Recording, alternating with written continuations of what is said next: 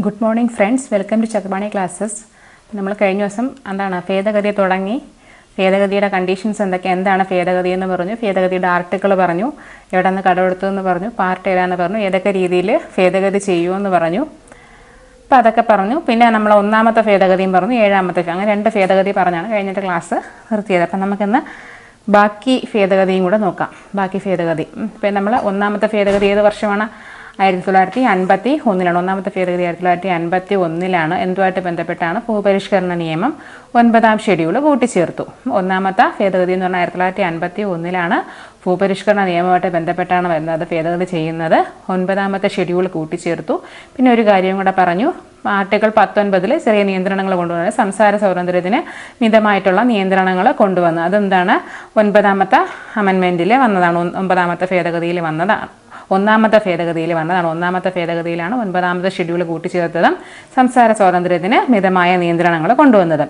ഇനി ഏഴാമത്തെ ഭേദഗതി 1956 പറഞ്ഞു. അതിലാണ് എന്താണ്? സംസ്ഥാനങ്ങളുടെ പുനഃസംഘടനയായിട്ട് ബന്ധപ്പെട്ടതാണ് ഏഴാമത്തെ ഭേദഗതി. ഇത് പ്രകാരമാണ് 14 സംസ്ഥാനങ്ങളും 6 കേന്ദ്രഭരണ പ്രദേശങ്ങളും രൂപീകരിക്കുന്നത്. 14 സംസ്ഥാനങ്ങളും 6 കേന്ദ്രഭരണ പ്രദേശങ്ങളും രൂപീകരിക്കുന്നു. ഏത് പ്രകാരം? ഏഴാമത്തെ ഭേദഗതി പ്രകാരം. ഇതിന് പ്രകാരമാണ് എന്താണ് രണ്ടിൽ കൂടുതൽ സംസ്ഥാനങ്ങൾക്ക് പൊതുവായിട്ടൊരു ഹൈക്കോടതി രൂപീകരിക്കാം. രണ്ടിൽ കൂടുതൽ സംസ്ഥാനങ്ങൾക്ക് പൊതുവായിട്ടൊരു ഹൈക്കോടതി രൂപീകരിക്കാം. പിന്നെ അതുപോലെ രണ്ടിൽ കൂടുതൽ സംസ്ഥാനങ്ങളുടെ ഗവർണറായിട്ട് ഒരു ഗവർണറിന് ഒന്നിൽ കൂടുതൽ സംസ്ഥാനങ്ങളുടെ ഗവർണർ പദവി വഹിക്കാൻ പറ്റും. പരമാവധി എത്ര മാസമാണെന്ന് പറഞ്ഞു? 6 മാസമാണെന്ന് പറഞ്ഞു. പിന്നെ നമ്മൾ പറഞ്ഞു, ഈ ഏഴാമത്തെ അമെൻമെൻറ്റ്, ഏഴാമത്തെ ഭേദഗതി പ്രകാരമാണ് പാർട്ട് 7 ഭരണഘടനയിൽ നിന്ന് ഒഴിവാക്കുന്നത്. ഏത് പ്രകാരമാണ്? ഏഴാമത്തെ ഭേദഗതി പ്രകാരമാണെന്ന് പറഞ്ഞു. ഇനി അടുത്ത് നമുക്ക് നോക്കേണ്ടതാണ് 9ാമത്തെ ഭേദഗതി. 9ാം ഭേദഗതി 1960. ഇതെന്താ പറയുന്നത്? ബെറൂബാരി.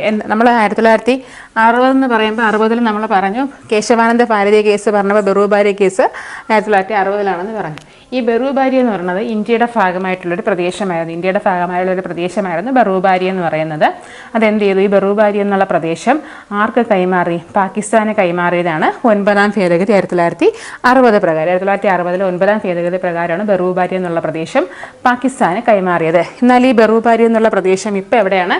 ബംഗ്ലാദേശിലാണ്. ബെറൂബാരി എന്നുള്ള പ്രദേശം ബംഗ്ലാദേശിലാണ്.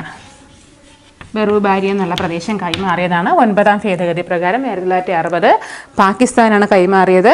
പിന്നെ എന്താണ്? 1971 ബംഗ്ലാദേശ് സ്വതന്ത്രമാകുന്നുണ്ട്.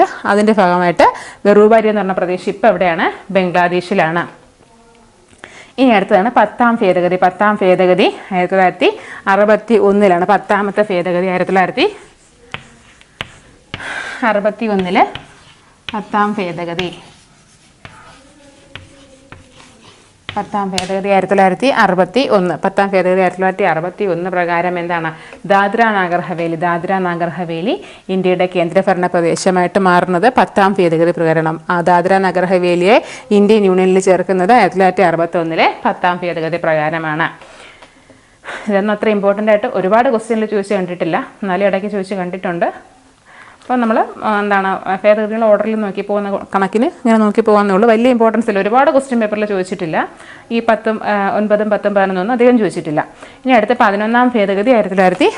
1961 തന്നെയാണ് 11ാം ഭേദഗതി. ഇതെന്ന് പറഞ്ഞു കഴിഞ്ഞാൽ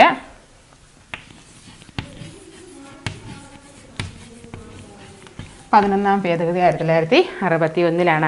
ഇതെന്താണ്?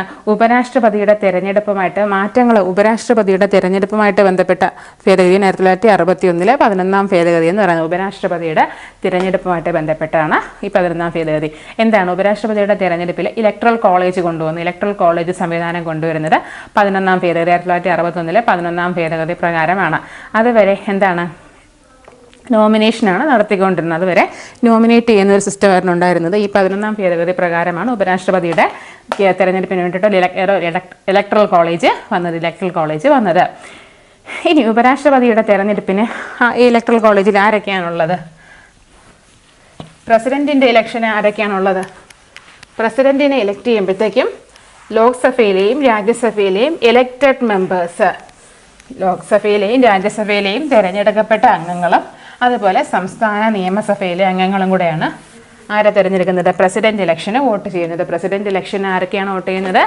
ലോക്സഭയിലെയും രാജ്യസഭയിലെയും തിരഞ്ഞെടുക്കപ്പെട്ട അംഗങ്ങളും അതുപോലെ സംസ്ഥാന നിയമസഭയിലെ തിരഞ്ഞെടുക്കപ്പെട്ട അംഗങ്ങളുമാണ് പ്രസിഡന്റ് ഇലക്ഷന് വോട്ട് ചെയ്യുന്നത്. എന്നാൽ വൈസ് പ്രസിഡന്റ് ഇലക്ഷൻ ആണെങ്കിലോ, ഉപരാഷ്ട്രപതിയുടെ തിരഞ്ഞെടുപ്പിനാണെങ്കിൽ ആരൊക്കെയാണ് വോട്ട് ചെയ്യുന്നത്? ലോക്സഭയിലെയും രാജ്യസഭയിലെയും എല്ലാ അംഗങ്ങളും വോട്ട് ചെയ്യുന്നുണ്ട്. ലോക്സഭയിലെയും രാജ്യസഭയിലെയും എല്ലാ അംഗങ്ങളും വൈസ് പ്രസിഡന്റ് ഇലക്ഷനിൽ വോട്ട് ചെയ്യുന്നുണ്ട്. പ്രസിഡന്റ് ഇലക്ഷനിലാണെങ്കിൽ ലോക്സഭയിൽ എത്ര അംഗങ്ങളുണ്ട്? 543 അംഗങ്ങളുണ്ട്. ഇതിൽ ഇപ്പം എന്താണ്, ഈ 543 അംഗങ്ങൾ എന്ത് തന്നെയാണ്? തിരഞ്ഞെടുക്കപ്പെട്ട അംഗങ്ങൾ തന്നെയാണ്. ഇനി രാജ്യസഭയിൽ എത്ര അംഗങ്ങളുണ്ട്? 245 അംഗങ്ങളുണ്ട്. ഈ പ്രസിഡന്റ് ഇലക്ഷന് ഈ രാജ്യസഭയിലുള്ള 245 അംഗങ്ങൾക്ക് വോട്ട് ചെയ്യാൻ പറ്റില്ല. കാരണം 12 പേരെ രാഷ്ട്രപതി നോമിനേറ്റ് ചെയ്യാനാണ്. ബാക്കി 233 അംഗങ്ങൾക്ക് ആർക്ക് വോട്ട് ചെയ്യാൻ പറ്റുള്ളൂ? പ്രസിഡന്റ് ഇലക്ഷനിൽ വോട്ട് ചെയ്യാൻ പറ്റുള്ളൂ. ലോക്സഭയിൽ നിന്ന് 543 അംഗങ്ങൾക്കും പ്രസിഡന്റ് ഇലക്ഷനിൽ വോട്ട് ചെയ്യാം. എന്നാൽ രാജ്യസഭയിൽ ആകെ 245 അംഗങ്ങളുണ്ട്.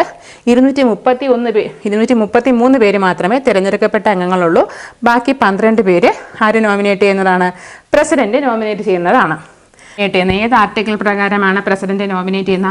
ആർട്ടിക്കിൾ 82 പ്രകാരമാണ് പ്രസിഡന്റ് ഈ 12 അംഗങ്ങളെ വിവിധ മേഖലകളിൽ നിന്ന്, എന്താണ്, സ്പോർട്സ്, സാഹിത്യം, കല, സംസ്കാരം, അങ്ങനെ പല മേഖലകളിൽ നിന്ന് പ്രസിഡന്റ് 12 പേരെ നോമിനേറ്റ് ചെയ്യും. 233 പേരെ തിരഞ്ഞെടുക്കും. ഈ തിരഞ്ഞെടുക്കപ്പെട്ട അംഗങ്ങൾക്ക് മാത്രമേ പ്രസിഡന്റ് ഇലക്ഷനിൽ വോട്ടുള്ളൂ. എന്നാൽ വൈസ് പ്രസിഡന്റ് ഇലക്ഷൻ ആണെങ്കിൽ ഉപരാഷ്ട്രപതി തിരഞ്ഞെടുപ്പിലാണെങ്കിൽ ഈ 543 പേർക്കും വോട്ടുണ്ട്, ഈ 245 പേർക്ക് വോട്ടുണ്ട്. അതായത് 12 പേര് ഉൾപ്പെടെ 12 പേര് ഈ എന്താണ്, രാഷ്ട്രപതി നോമിനേറ്റ് ചെയ്യുന്ന 12 പേർക്ക് ഉപരാഷ്ട്രപതിയുടെ തിരഞ്ഞെടുപ്പിൽ മാറി നിൽക്കേണ്ട ആവശ്യമില്ല, അവർക്ക് വോട്ട് ചെയ്യാം. എന്നാൽ പ്രസിഡന്റ് ഇലക്ഷനിൽ ഇവർക്ക് പറ്റില്ല, ഈ 233 പേർക്കേ പറ്റുള്ളൂ. ഈ 12 പേര് നോമിനേറ്റ് ചെയ്യുന്നത് ഏത് ആർട്ടിക്കിൾ പ്രകാരമാണ്? ആർട്ടിക്കിൾ 82 പ്രകാരമാണ് 12 അംഗങ്ങളെ പ്രസിഡന്റ് രാജ്യസഭയിലേക്ക് നോമിനേറ്റ് ചെയ്യുന്നത്. ഇനി കേരളത്തിൽ നിന്ന് നിലവിൽ നോമിനേറ്റ് ചെയ്തിട്ടുള്ള ഒരു അംഗം ഉണ്ടല്ലോ, കേരളത്തിൽ നിന്ന് ഈ രാജ്യസഭയിലേക്ക് നോമിനേറ്റ് ചെയ്ത അംഗമാണ് ആര്? PT ഉഷ. കേരളത്തിൽ നിന്ന് പ്രസിഡന്റ് നോമിനേറ്റ് ചെയ്ത അംഗമാണ് PT ഉഷ. കേരളത്തിൽ നിന്ന് രാജ്യസഭാ സീറ്റ് എത്രയാണ്? 9 രാജ്യസഭാ സീറ്റാണ്. കേരളത്തിൽ നിന്ന് Rajya Sabha seat 9, Lok Sabha seat 20. Lok Sabha seat 20, Rajya Sabha seat 9. ഇനിയിപ്പോൾ എത്ര രാജ്യസഭാ അംഗങ്ങളുണ്ട്? മൊത്തം 10 പേരുണ്ട്. 9 അംഗങ്ങളെ തിരഞ്ഞെടുക്കുന്നു. അതുപോലെ +1 എന്താണ്, ഇപ്പോൾ PT ഉഷയെ പ്രസിഡന്റ് നോമിനേറ്റ് ചെയ്തിട്ടുണ്ട്. അങ്ങനെ 12 പേരിൽ ഒരാളാണ് ഇപ്പോൾ കേരളത്തിൽ നിന്ന് PT ഉഷ. ഈ എന്താണ്, രാജ്യസഭയിൽ എത്ര സീറ്റുണ്ട്? 245 സീറ്റുണ്ട്. അതിൽ 9 പേര് കേരളത്തിൽ നിന്ന് തിരഞ്ഞെടുത്ത് വിടുമെന്ന് പറഞ്ഞു. ഇനി ഇതിൽ ഈ 9 പേരുടെ കൂട്ടത്തിൽ കേരളത്തിലുള്ള സീറ്റായിട്ട് PT ഉഷയെ കൂട്ടാൻ പറ്റുമോ? ഇല്ല. ഇന്ത്യ മൊത്തത്തിലാണ് 12 പേരെ തിരഞ്ഞെടുക്കുന്നത്. അതിലെന്താണ്, സ്റ്റേറ്റ്, ഓരോ സംസ്ഥാനങ്ങൾക്ക് പ്രാധാന്യമില്ല. അപ്പോൾ ഏത് സ്റ്റേറ്റിൽ നിന്നാണ് PT ഉഷയെ തിരഞ്ഞെടുത്തതെന്ന് ചോദിച്ചു കഴിഞ്ഞാൽ എന്താണ്, കേരളത്തിൽ നിന്നാണ് തിരഞ്ഞെടുത്തതെന്ന് നമുക്ക് പറയാനായിട്ട് പറ്റില്ല. കേരളത്തിൽ നിന്ന് തിരഞ്ഞെടുക്കുന്ന 9 അംഗങ്ങൾ. പക്ഷേ എന്താണ്, രാജ്യസഭയിലേക്ക് നോമിനേറ്റ് ചെയ്ത മലയാളി അംഗം ആരാന്ന് ചോദിച്ചു കഴിഞ്ഞാൽ അത് PT ഉഷയാണ്. അപ്പോൾ ഉപരാഷ്ട്രപതിയുടെ തിരഞ്ഞെടുപ്പുമായിട്ട് ബന്ധപ്പെട്ട് ഇലക്ട്രൽ കോളേജ് വന്നത് ഏത് അമെൻമെൻറ്റുമായിട്ട് ബന്ധപ്പെട്ടാണ്? 11ാം ഭേദഗതി 1961 പ്രകാരമാണ്. 11ാം ഭേദഗതി 1961 പ്രകാരമാണ് വൈസ് പ്രസിഡന്റ് ഇലക്ഷന് ഇലക്ട്രൽ കോളേജ് സംവിധാനം വരുന്നത്. ഇനി അടുത്തതാണ് 12ാമത്തെ ഭേദഗതി. 12ാമത്തെ ഭേദഗതി 1962 1962 12ാം ഭേദഗതി. ഇത് പ്രകാരമാണ് ഗോവ ഇന്ത്യൻ യൂണിയനിൽ ചേർന്നത്.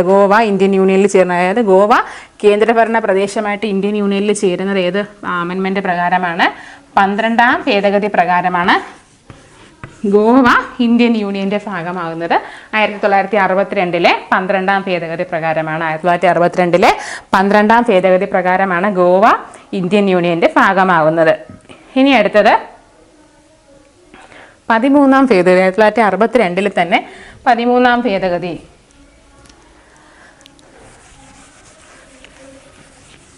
1962 തന്നെ ഉള്ളതാണ് 13ാം ഭേദഗതി. 13ാം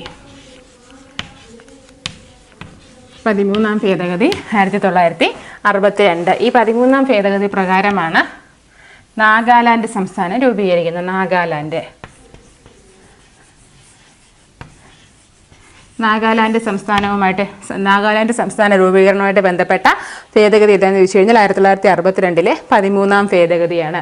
ഇനി ഇവിടെ നിന്ന് പി എസ് സിക്ക് ചോദിച്ചിട്ടുള്ളൊരു ക്വസ്റ്റ്യൻ ഏതാണെന്ന് ചോദിച്ചു കഴിഞ്ഞാൽ നാഗാലാൻഡിന് പ്രത്യേക അവകാശം, പ്രത്യേക അധികാരം നൽകുന്ന ആർട്ടിക്കിളാണ് ആർട്ടിക്കിൾ 371A. നാഗാലാൻഡിന് പ്രത്യേക അധികാരം നൽകുന്ന ആർട്ടിക്കിളാണ് ആർട്ടിക്കിൾ 371A. ആർട്ടിക്കിൾ 371 പറഞ്ഞപ്പോഴത്തേക്കും ആർട്ടിക്കിൾ 370 ഇതെന്താണ്? ആർട്ടിക്കിൾ 370 അതുപോലെ ആർട്ടിക്കിൾ 35A രണ്ടും എന്താണ്? ജമ്മു കാശ്മീരിന് പ്രത്യേക അധികാരം നൽകുന്ന ആർട്ടിക്കിളാണ് ആർട്ടിക്കിൾ 370 ആർട്ടിക്കിൾ 35A. എന്നാൽ ആർട്ടിക്കിൾ 371A എന്താണ്? നാഗാലാൻഡ് സംസ്ഥാനത്തിന് പ്രത്യേക അധികാരം നൽകുന്നതാണ് ആർട്ടിക്കിൾ 371A. നമ്മളിവിടെ പറഞ്ഞത് 1962 13-ാം ഭേദഗതി പ്രകാരമാണ് നാഗാലാൻഡ് സംസ്ഥാനം രൂപീകരിക്കുന്നത്. നാഗാലാൻഡിന് പ്രത്യേക പദവി നൽകുന്ന ആർട്ടിക്കിളാണ് ആർട്ടിക്കിൾ 371A. അപ്പോൾ അതും കഴിഞ്ഞു. ഇനി അടുത്ത് നോക്കേണ്ടതാണ് 14-ാമത്തെ ഭേദഗതി. 14-ാമത്തെ ഭേദഗതി പുതുച്ചേരി ഇന്ത്യൻ യൂണിയന്റെ ഭാഗമാകുന്നതുമായിട്ട് ബന്ധപ്പെട്ടതാണ് 14-ാമത്തെ ഭേദഗതി. 14-ാം ഭേദഗതി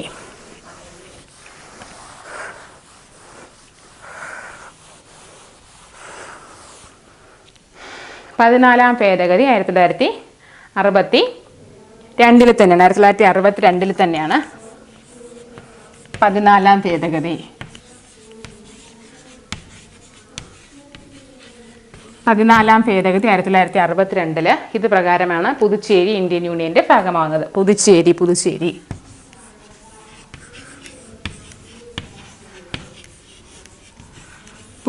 ഇന്ത്യൻ യൂണിയന്റെ ഭാഗമാകുന്നത് 14-ാം ഭേദഗതി 1962 പ്രകാരമാണ്.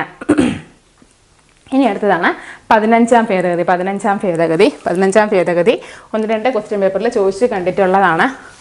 15-ാം ഭേദഗതി 1963.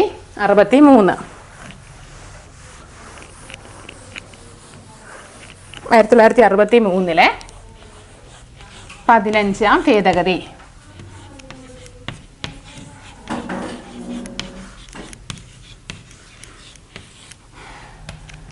ഈ 15-ാം ഭേദഗതി പ്രകാരമാണ് ഹൈക്കോടതി ജഡ്ജിമാരുടെ വിരമിക്കൽ പ്രായം 60-ൽ നിന്ന് 62 ഉയർത്തിയത്. ഹൈക്കോടതി ജഡ്ജിമാരുടെ വിരമിക്കൽ പ്രായം 60-ൽ നിന്ന് 62 ഉയർത്തിയത് ഏത് ഭേദഗതി പ്രകാരം എന്ന് ചോദിച്ചു കഴിഞ്ഞാൽ 1963 15-ാം ഭേദഗതി പ്രകാരമാണ്. 15-ാം ഭേദഗതി പ്രകാരമാണ് ഹൈക്കോടതി ജഡ്ജിമാരുടെ വിരമിക്കൽ പ്രായം 60-ൽ നിന്ന് 62 ഉയർത്തിയത്. ഇപ്പം ഹൈക്കോടതി ജഡ്ജിമാരുടെ വിരമിക്കൽ പ്രായം എത്രയാണ്?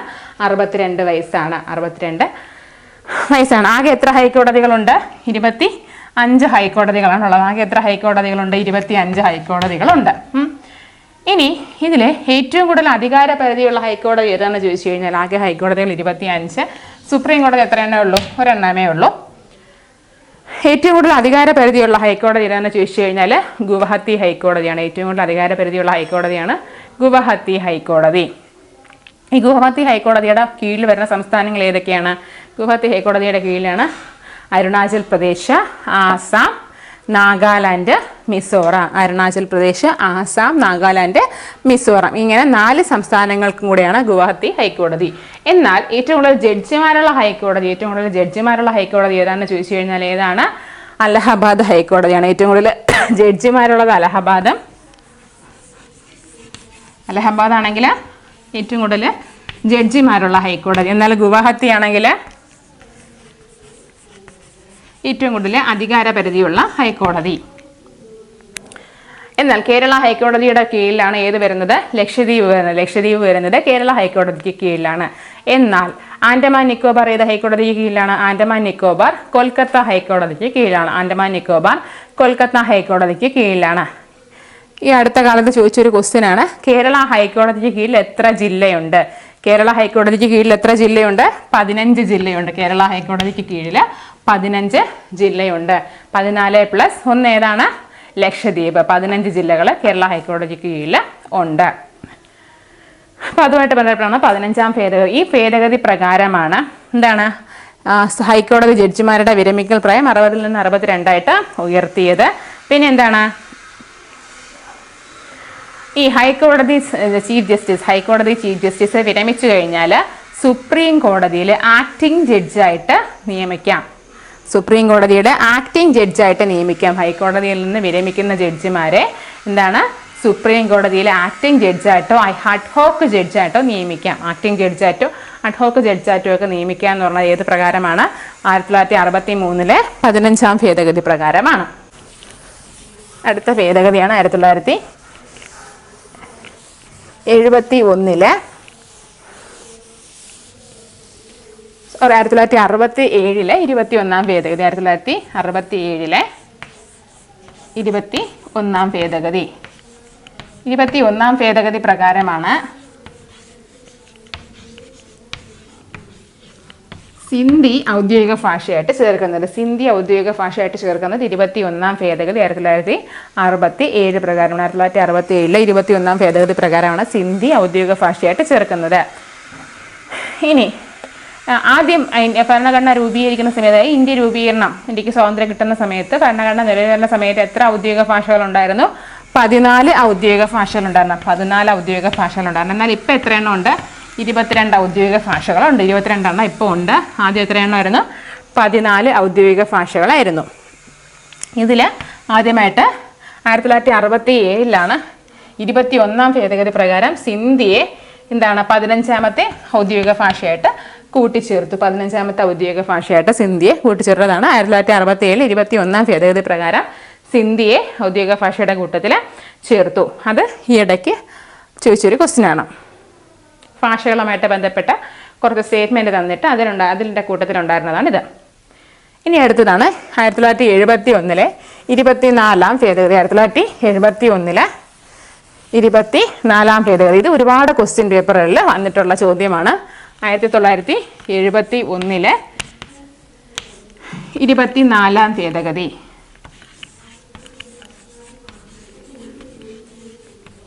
ഇത് പറയുമ്പോൾ തന്നെ ഇതിൻ്റെ ആൻസർ അറിയാമായിരിക്കും. എന്താണ് ഇതിൻ്റെ പ്രത്യേകത? ഭരണഘടനയുടെ ഏതൊരു ഭാഗവും, മൗലിക അവകാശങ്ങൾ ഉൾപ്പെടെ ഭരണഘടനയുടെ ഏതൊരു ഭാഗവും പാർലമെൻറ്റിന് അമെൻഡ് ചെയ്യാം. മൗലികാവകാശങ്ങൾ ഉൾപ്പെടെ ഭരണഘടനയുടെ ഏതൊരു ഭാഗവും പാർലമെൻറ്റിന് അമെൻഡ് ചെയ്യാമെന്ന് പറയുന്നതാണ് 1971 24ാം ഭേദഗതി. മൗലിക അവകാശങ്ങൾ ഉൾപ്പെടെ ഭരണഘടനയുടെ ഏതൊരു ഭാഗവും പാർലമെൻറ്റിന് അമെൻഡ് ചെയ്യാമെന്ന് പറയുന്നതാണ് 24ാം ഭേദഗതി 1971. ഇതല്ലാതെ വേറൊരു കാര്യവും കൂടെ പറയുന്നുണ്ട്.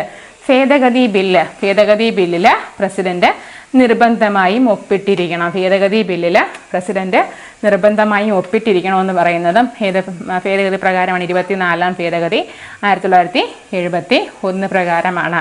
ഇനി ഭേദഗതി ബില്ലെന്ന് പറഞ്ഞു കഴിഞ്ഞാൽ ഏത് സഭയിൽ വേണമോ അവതരിപ്പിക്കാം. നമ്മൾ കഴിഞ്ഞ ദിവസത്തെ ക്ലാസ്സിൽ പറഞ്ഞതാണ് ഭേദഗതി പറഞ്ഞപ്പോൾ. ഏത് സഭയിൽ വേണോ അവതരിപ്പിക്കാം. ലോക്സഭയിലോ രാജ്യസഭയിലോ അവതരിപ്പിക്കാം. ഏതൊരു അംഗത്തിനും, മന്ത്രി തന്നെ വേണമെന്നില്ല, ഏതൊരു അംഗത്തിനും ഭേദഗതി ബില്ല് അവതരിപ്പിക്കാം. എന്താണ് ഓരോ സഭയിലും എത്ര ഭൂരിപക്ഷത്തിൽ? 2/3 ഭൂരിപക്ഷത്തിൽ, അതായത് പ്രത്യേക ഭൂരിപക്ഷത്തിൽ ഓരോ സഭയും പാസ്സാക്കിയിരിക്കണം. എന്തിൽ പാസ്സാക്കാൻ പറ്റില്ല എന്ന് പറഞ്ഞു? ജോയിൻറ്റ് സിറ്റിങ്ങിൽ പാസ്സാക്കാൻ പറ്റില്ല എന്ന് പറഞ്ഞു. ഇങ്ങനെ ഈ 2 സഭകളും ഓരോ സഭയിലും പ്രത്യേക ഭൂരിപക്ഷത്തിൽ പാസ്സാക്കി വരുന്ന ഭേദഗതി ബില്ല് പ്രസിഡന്റ് നിർബന്ധമായും അംഗീകരിച്ചിരിക്കണമെന്ന് പറയുന്നത് 24ാം ഭേദഗതി പ്രകാരം 1971 24ാം ഭേദഗതി പ്രകാരമാണ്.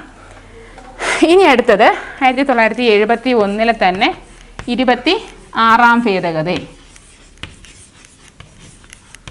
26ാം ഭേദഗതി പ്രകാരമാണ് പ്രിവി പേഴ്സ് നിർത്തലാക്കുന്നത്. 1971 26ാം ഭേദഗതി പ്രകാരമാണ്. ഇത് വളരെയധികം ചോദ്യപേപ്പറുകളിൽ വന്നിട്ടുണ്ട്. 26ാം ഭേദഗതി 1971 പ്രകാരം എന്ത് ചെയ്തു? പ്രിവി പേഴ്സ് നിർത്തലാക്കി. എന്താണ് ഈ പ്രിവി പേഴ്സ്? ഇന്ത്യ സ്വാതന്ത്ര്യം കിട്ടുന്ന സമയത്ത് വളരെയധികം നാട്ടുരാജ്യങ്ങളുണ്ടായിരുന്നു. ഈ നാട്ടുരാജ്യങ്ങൾ എന്ത് ചെയ്തു? ഇന്ത്യൻ യൂണിയനിൽ ചേർക്കുകയാണ് ചെയ്തത്.